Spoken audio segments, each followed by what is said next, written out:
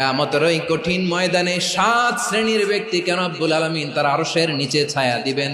তার মধ্যে প্রথম শ্রেণীর ব্যক্তি হলো ইমামুন আদিল, যে ইনসাফের সাথে বিচার করে, যে জাস্টিস সমাজে সার্ভ করে, যে সুশাসন নিশ্চিত করে, ওই ইমামুন আদিল। আদিল শব্দটা বুঝছেন না? ইন্নাল্লাহা ইয়া'মুরু বিল আদল, পাইছেন? আদিল।